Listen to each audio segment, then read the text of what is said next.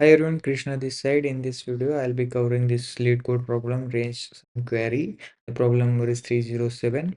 And with this question, we will be having understanding about the segment tree from particular video.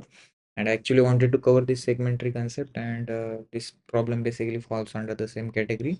So we will get to know like what is segment tree and how we use it in different type of problems.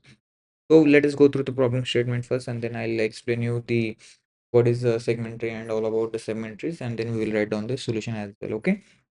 So we have given an integer array nums, and we have to handle multiple queries of the following types. First is like we need to update the value of the element in the nums, and the second is calculate the sum of elements of nums between the indices left and right, and it is actually inclusive, so we need to consider left as well as right. Okay, implement nums array class. So we have given this nums array class where this is the constructor, and we need to perform this update particular function where we need to update the value of indices given. This is the value, the latest value that we will be having. That is something what we need to update into this array. And the last one is like we need to perform this sum range where we will be getting the range from left to right. We need to get this sum and we need to return it. So yes, this is like if you look into this first example, we have nums array some range update some range. So they have given this like whatever the function they call, they will based on the values we need to provide the output. Okay. So yes, if we brute force approach, if we try out, right, so basically means like this nums array, whatever we have, the update function, whatever the value we have, latest value indices we have, so we can easily update the value in the nums array by basically looking into that index and put this latest value. So it will be going to take big of one times, right, to update the value. It is not going to take more than that. But with the help of this for if we look into the sums range, right, like in this given particular array, if they asks to perform the sum range, and they keep on providing us the left and right indices, so it is going to be cost, right, like if there are multiple queries they are asking, like again and again they are asking to get the sum from 0 to 1 to 2, 1 to 4, like this, whatever the range that we have, we keep on asking, then it will be like n cross the number of queries that we have. So to perform that queries also, like it will be lost of cost tier operation, right, like it is not going to be the best one. So in the worst case it will be like n cross n, that is like n square complexity that we'll be going to get, right? So there should be something with help of which we can optimize the solution. So basic idea is like we can do another way. Whatever the values that we have, we will keep on adding these values, right? It is like getting the sum till a particular index, and based on the whatever the range that we have, we will subtract those sums, then we will get the middle sum whatever we are actually looking at. But with this, there is a problem with the update. So whenever we want to perform the update operation, right, with this one, at the time, what happens is like value we update into the nums array, but in the sum array as well, whatever the sums array we have maintained, in that also we need to update all those values. So it is like again we are doing the same operation for updates as well. It is going to be n cross q. So this is like again not optimized solution, right? So some range we can get it, but at any time when the update happens, so we need to update the sums array as well.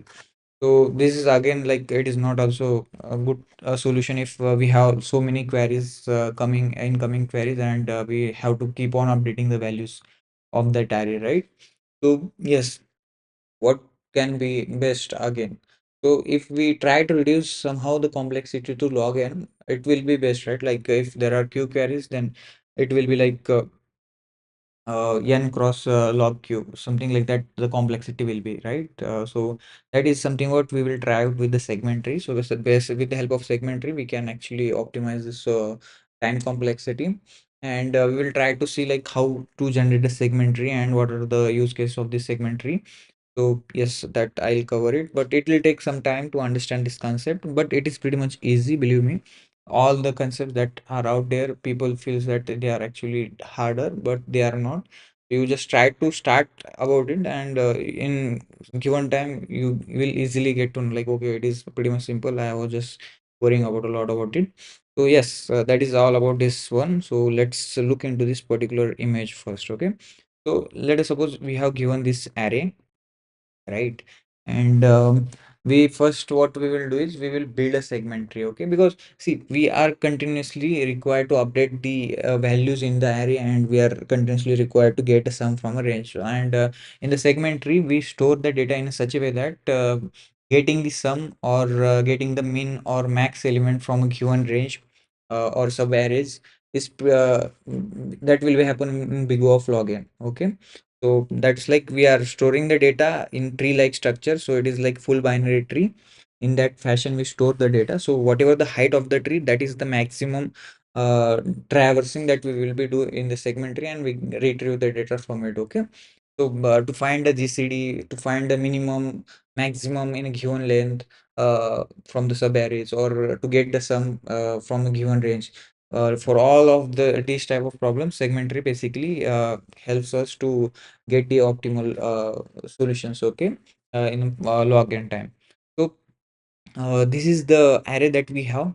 So what we will basically do is we start adding these all the sum in each of these leaf nodes by dividing them in a half.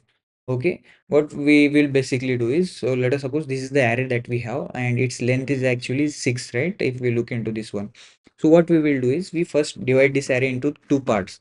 The first half part will go in the left side, the second half part of the array will go into the right side. Okay, and again the moment we get this half part, we again try to divide it into the two parts. Okay, until and unless we reach to single element of that array, we keep on dividing it into the two parts. Okay, two parts into the array. So the middle of that particular array, whatever the half we have, right, from this we get the middle, and we further divide it into the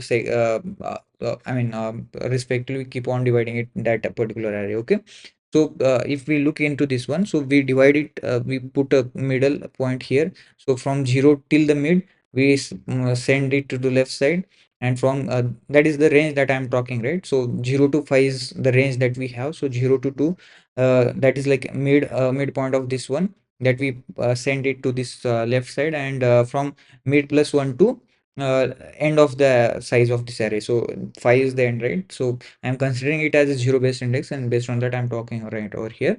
So 3 to 5, that array elements we pass into the right side. Okay, now further we divide this part into the two halves. So first half will go here and second half will go here. So here I actually kind of, I mean, whatever the division that I have done here, it is actually wrong. Basically 1 and 9 will come here and 7 will be here, but that is fine. So you guys just try to understand it. So we keep on dividing it based on the mid, we get it, and we keep on dividing it until and unless we get whatever the start and end. So that is this is the start and this is the end of this array, right? So now once we divide it, start is actually here, and basically the end actually pointing out to the mid of that element, and here mid plus 1 to end, that is something what we send it to the right side. Same we again do here. So the start is actually at 0, and the mid is actually the end for left side, and here in this side mid plus 1 to end, whatever we have from this range, that data we send it to the right side. Okay, now once we get that start and end are equal, there whatever the start index 0 that is we have, right?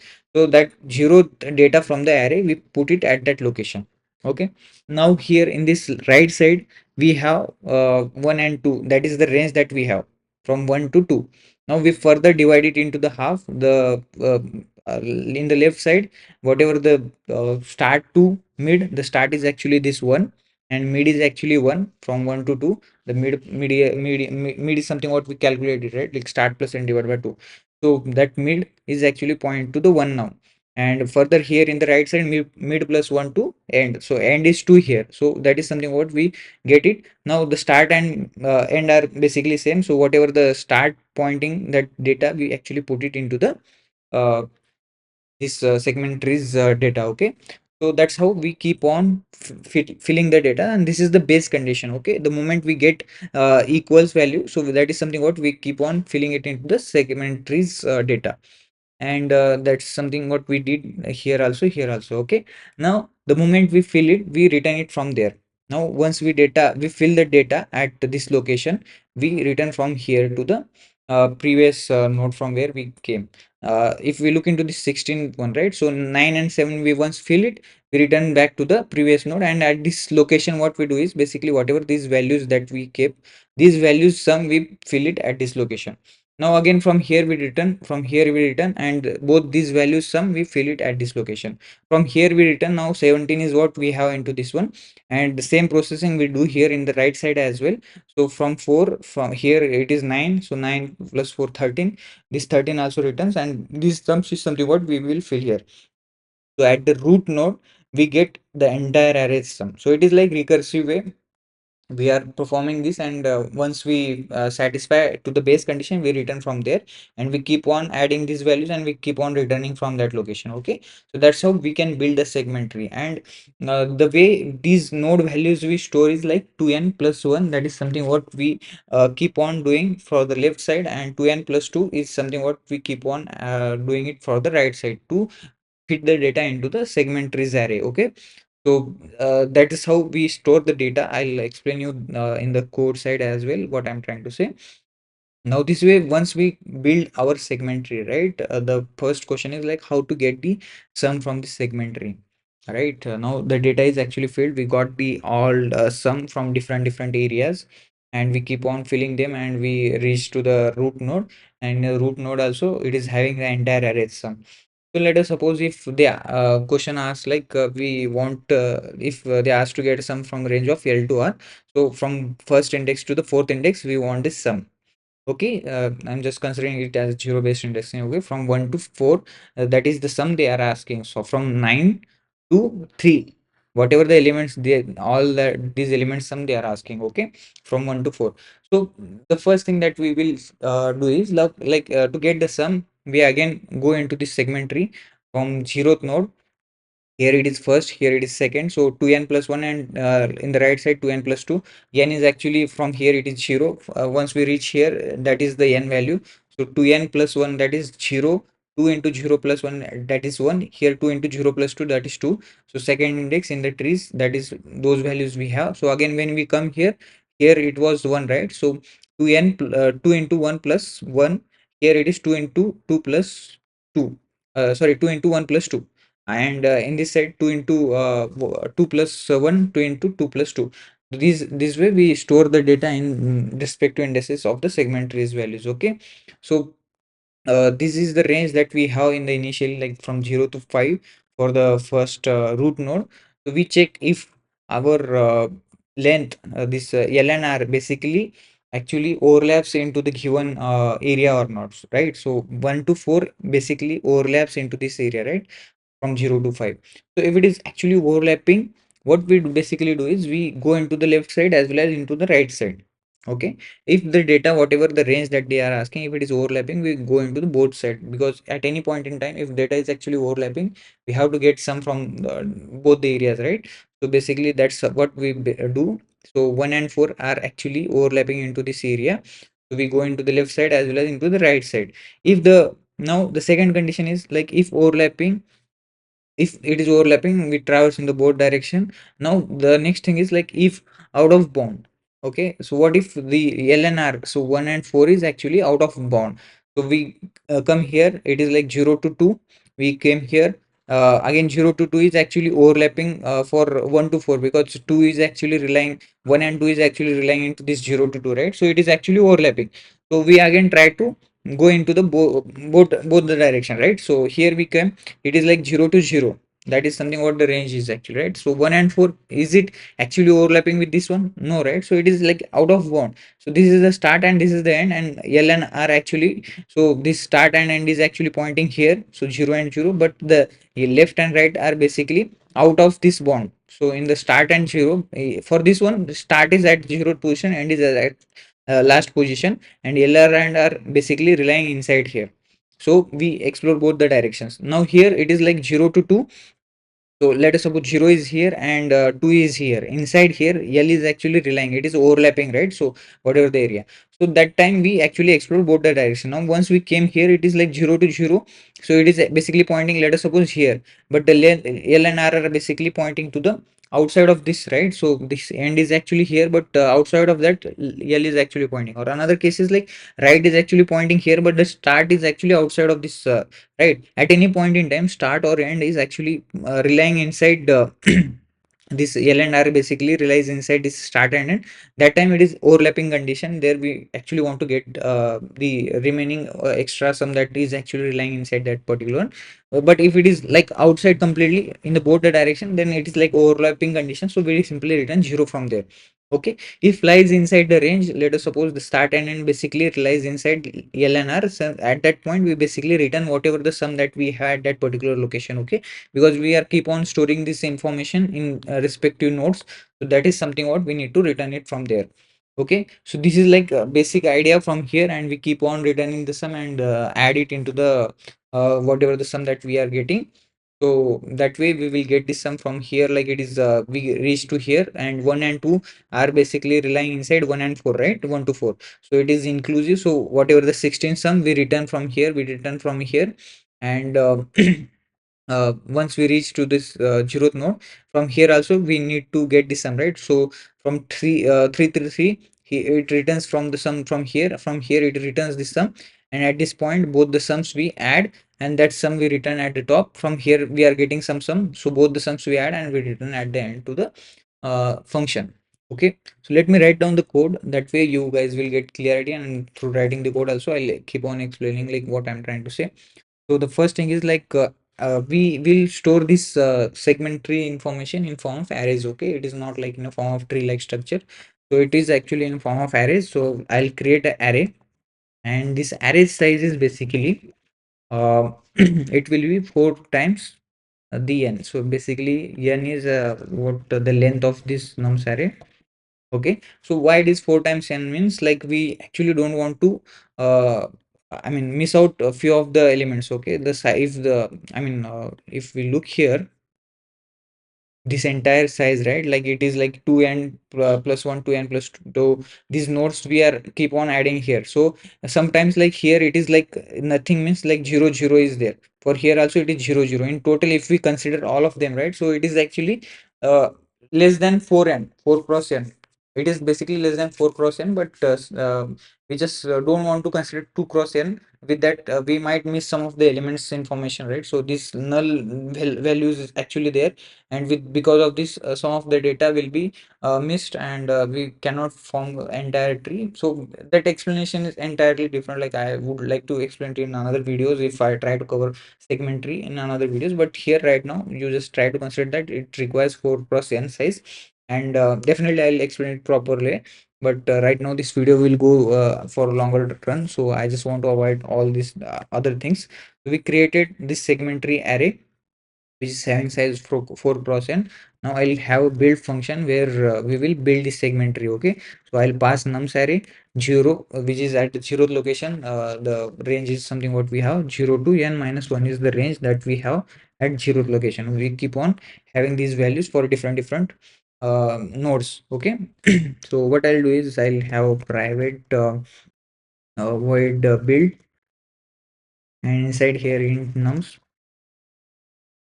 Okay, and then we have node. Okay, and then we have int start, int end. Okay, so at 0th location it is like for 0th node it is having range from start to end. That is something what we pass from 0 to n minus 1. So 0 to 6, if the length of array is 6, so 0 to 5 is something what we had at 0th location. That is the sum that we will be holding at 0th location. Okay, so what I'm trying to say is like a tree, sorry, this array of. So what I'll do is I'll name it as a tree, so you guys will get some idea. Tree of this node, that means tree of 0th node will be having some from left side of the array, right side of the array, and we keep on doing it in the recursive way. So what I'll say is like tree of 2 into node plus 1 plus tree of 2 into node plus 2, but these values will get filled before getting into this one. And how it will get filled is like we keep on doing it recursive calls. Okay, so the base condition is if start equals end, that means if start equals end, that means like we actually reach to that location. Okay, so this range is actually from 0 to 5. This array's range is something what we are considering it, right? So we are keep on dividing it based on the mid, and at the end it will be like 1 0 0 1 1 2 2 3 3 4 4 5 5. Okay, that is the length that we have for this particular array. So based on that, whatever the value we have, if start equals end, that means any of the array's location value, that we will fill it into the tree node. So by default, if it is that case, so tree of node, that is like the node value, keep on passing it into this particular build function recursively, and we get that one. Okay, tree of node equals to nums of start or end, anything that we have, right? Just we fill it, and we return from here. Okay, so we don't want to go again recursively call the same function. Okay, now build, this is for left side. Let's get the mid of the from this one. So mid equals to, we can do either way, start plus end minus start, so divide by 2. This basically just avoid to get into the range out of bound. So sometimes like if integers range we overlap pass, it will start from negative side. So this will basically avoid it, nothing else. Nums node is something what, like for left side 2 into node plus 1, that is something what we pass. Start is going to be the start, and is actually made for the left side. Okay, now this build function go into the recursive and keeps on calling the same function again and again until we get start equals end.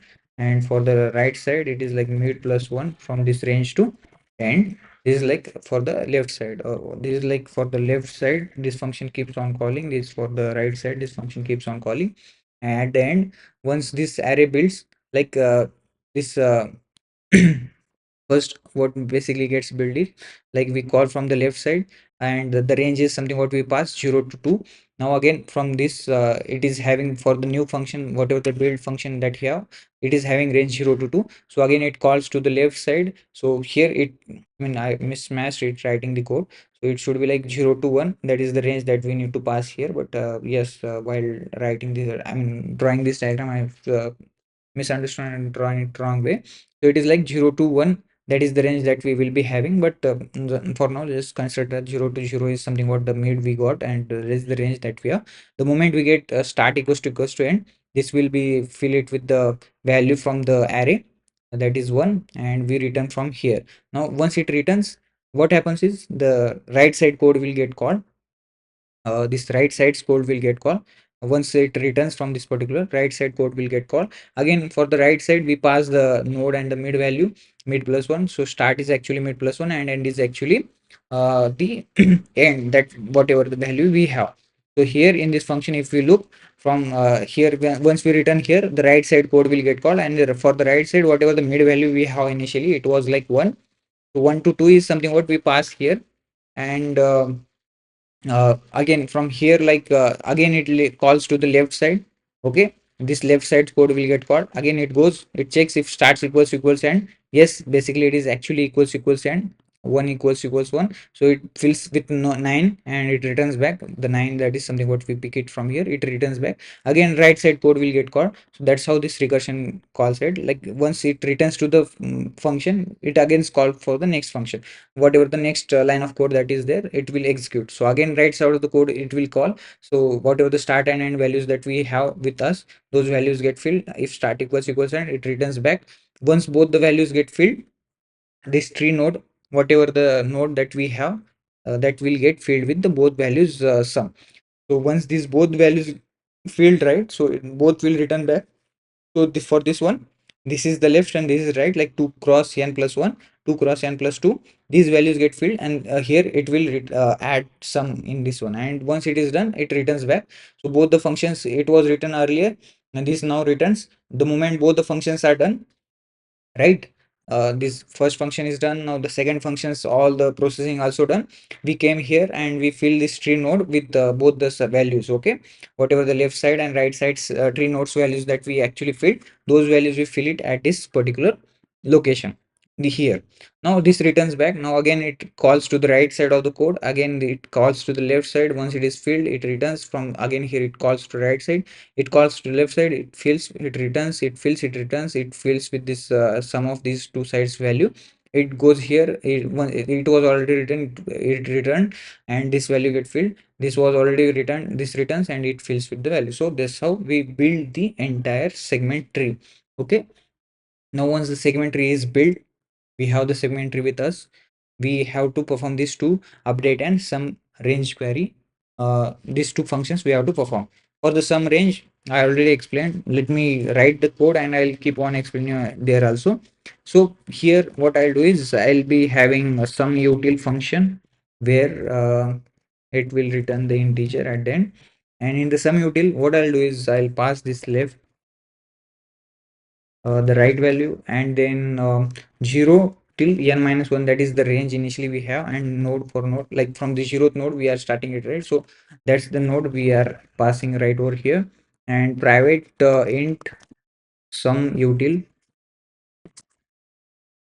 Inside here what I'll do is like I'll be having left the range that is we have, right? Left, right, or else like based on the image what I have considered is L and R, right? So that way you guys will get clarity. L, R, that's the range through which we want to get the data. Node is something what we need to have, because based on the nodes only we are we can able to retrieve the information from the tree node, right? So node, and then it is like int start and int end. Okay, these two functions we have. Now here what we will do is basically in the sum util, what I'll do is if the base conditions are like if both are out of bound, if L is actually so sorry, the start is actually less than L, it will be right R, and end is actually base less than L, so return 0. What I'm trying to say is, so this image itself explains you guys. So see, here it is start and end. So if L is actually more than the end, right? So basically end is smaller than L. That is the base condition. L is actually smaller than sorry, this end is actually smaller than L. Or the second condition is actually here if you look the start is actually greater than end. This range R, right? So R is actually less than start, so that should be another condition. Okay, so R is actually less than start, so in both the conditions we are actually returning 0.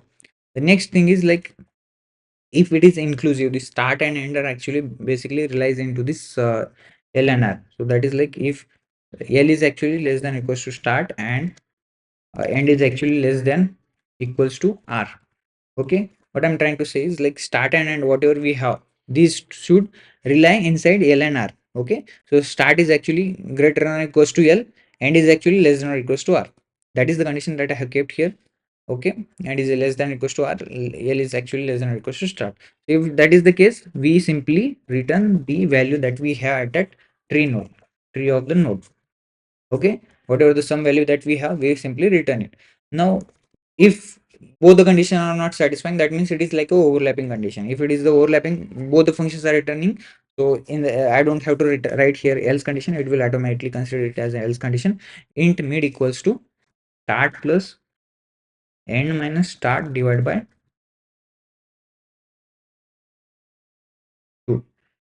Okay, we get the mid, we check into the left side, since both in the both the direction we will be keep on looking. Int left sum equals to sum util LR node is something like 2 into, in the left side we are passing it, right? 2 into node plus 1. The start is actually start, end is actually mid, and int right sum if we get from this, it basically returns. Okay, if it is an overlapping inside, completely inside, so that should return us. So LR will be the same, 2 into 2 into node plus 2, mid plus 1, and here it is like end. So the moment we get left and right sum, we basically add it and we return it. Okay, add them and return them. Left sum plus right sum, that is something what we need to return. Okay, that's how we can perform the sum range query problem. This is how we get the sum. So this condition I hope you guys get. So this is like for if it is actually overlapping inside the range, then we go into the left side as well as right side, we get the sum. So the sum will return either G0 or this is something what the tree node sum it will return, and we get the sum from the left side, we get the sum from the right side, and we return that both the sum. Ultimately that's how we will perform the sum util function. Okay, now we have to perform the update function as well. Okay, so update is like let us suppose from this particular array they are asked to update 7 this second index with 2. Okay, so it will be like this is second index, right? So we have range from 0 to 5. So what we will do is basically we check the midpoint we get it from this one. So what is the midpoint from 0 to 5? It is actually like 5 divided by 2, it is basically 2. Okay, so 2 is actually the midpoint. So we check that if the given index is actually less than or equals to mid. If it is less than or equals to mid, we go into the left side. Actually 2 is actually less than or equals to mid, right? Because the mid is something about 2. So whatever the value that we want to update, it is actually relying into the left side. So we go into the left side. Again we check from 0 to 2, the midpoint we get. So the midpoint with this one is 1. So 1 is what we are getting, and the mid it is actually whatever the index that we have, it is actually more than 2, right? So more than this current mid. So if that is the case, we go into the right side, because we have this range. In this range, in the left side, we only go if the mid is actually equal. So if the value is actually greater than or equals to mid, sorry, greater than mid, because equals to something, that value we actually passing into the left side, right? And mid plus 1 is something what that we are passing into the right side. So that actually range is falling into the left side. So right side. So we come here, we check again the midpoint of this one. So midpoint is like 1 plus 2, that is basically 1. 3 divided by 2 is basically 1. So again mid is actually less than or equals to the given index that we want to update. So we again go into the right side, and here we are actually at, if the index is something what we got, that time we keep each actually update the value, and we keep on returning these values, updating the current array sum. Okay, so whatever the value that we got, we return from here, and we update the sum. So whatever the build query that we have done, that is something what we similarly perform here. Let me write down the code, and you guys will get the idea like what I'm trying to say. Update util is something what another function I create here. Index is something what we want to update with this val. 0 is the node value, 0 to n minus 1 is the range that we have, and this should perform our update util function. Pri private void update util int idx int val. Now int node int start int end. Okay, so these are few of the values that we will pass into this particular function. The first condition is if index equals start or end. Okay, index equals start, or else if it is like base condition only, right? Like if it is given start equals end, that means we basically reach into that one. So we check if index equals start, that that is where we return, we update the value with from this tree node, we update the value. Okay, this new value we update, and we return from here. Okay, once we return from here, in the else case, we are not doing anything, right? Like that means like we just came here, and we just basically want to return it from there. Okay, so it from here I can return from here from this function, doesn't matter. Now once this is done, the first thing is like let's get the mid. Int mid equals start plus n minus start. Okay, start plus n minus start divided by 2. And now let's just perform this update util function. uh, Before that we will check if mid is actually greater than not greater than, that is like is index basically less than or equals to mid. If that is the case, then we perform update util. Here we go into the left side. Index as it is, val as it is, node equals 2 into node plus 1 for the left side. 2 into, sorry, 2 into node plus 1 for the left side. And start is going to be the start. The mid is actually mid. The end is actually mid. Okay, because the index is actually lying into the left side. In the else case, we perform this update. Okay, here what we do is like idx as it is, val as it is, 2 into node plus 2, start in place of start, it is like mid plus 1, and end. Okay, the moment these functions perform their tasks and it updates the value in the tree node, we keep on updating values as well. Tree node equals to tree of 2 into node plus 1, and tree of 2 into node plus 2. Okay, so that's how we do it, and we can write return, or else it will automatically return it from this function the moment it execute the last line. Okay, so let's try to run this code. um, Compile error. Okay, there is error at line number 25. Okay, this n is something what I'll do is I'll write it down in the outside of this. Okay, int n equals 0, and we get this n equals to nums dot length. That way we will be having that variable outside of it. At about the location it was unable to find n, right? So I just keep it outside and get that n value. So it is getting accepted. Let us submit it.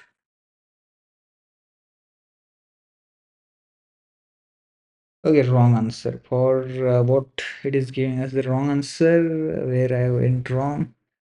It was num array update. It does it. Some range from 1 to 1 is actually minus it. It is something what it is asking for. We're getting 0. So update function is having some problem. Okay. Let us analyze it. Okay. So because I also writing this code from after a very long time.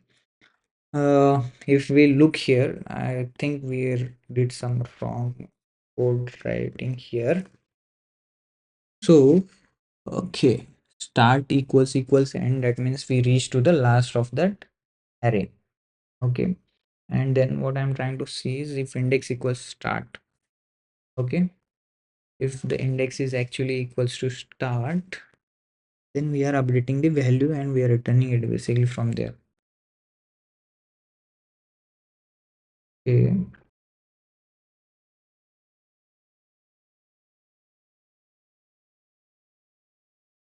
What?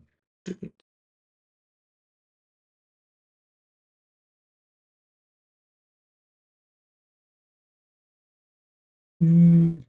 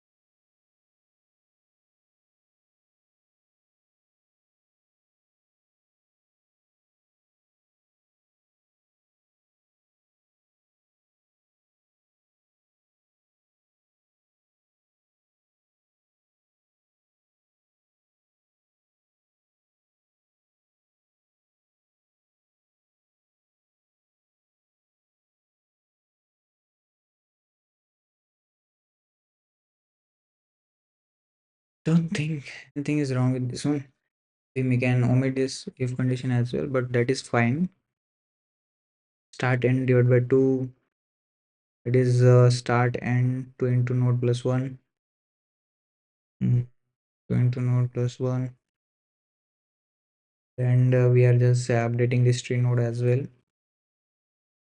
Okay. uh, what Let us just check if we have done something wrong with the sum util. Mm,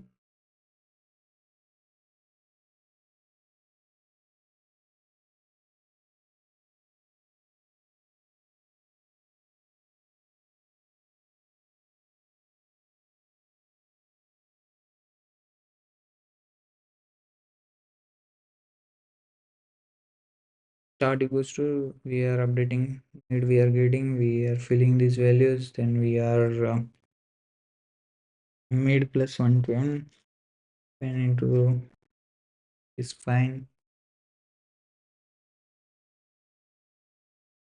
In the sum util is basically correct, right? So we are actually to a situation where the start is basically greater than end, or yeah, that is correct. It is something what we got it from here. Start and start LR to into node plus 1 start with this one start. Okay, this is frustrating. I don't know what went wrong, where we went wrong. Node is something what I have passed. Okay, it is like here it is start and here it is end, right? I have passed it like the reverse way. Yeah, this happens, guys. Okay, so but we should able to identify what and where it went wrong. Okay, hopefully, yeah, it got accepted, but it actually took a lot of time. I completely burned out here thinking like if it should be a case or not. But yes, it actually took us some extra time. I don't know, because of speaking it out and trying to explain the things. Sometimes the mind is not at correct location. But anyway, with this particular thing, right? So it is actually happening. The operations, those whatever the operations we are performing with this one, it is like if q queries are there, so q into log n, that is something what the time complexity it will take, because since this is a tree like structure we performed, so we whatever the height of this tree, it is like log n. That's what we can think of, like, right? So because we omitted a lot many extra elements looking into them, so basically we are traversing and we're just keep on getting the retrieving these values. So yes, this complexity will get reduced to log n with this help of the segment tree. I'll cover any other questions that are related to segment tree in coming videos, but for now, this is all. I completely got burnt out, so let me stop here and thank you for watching this video patiently. Bye.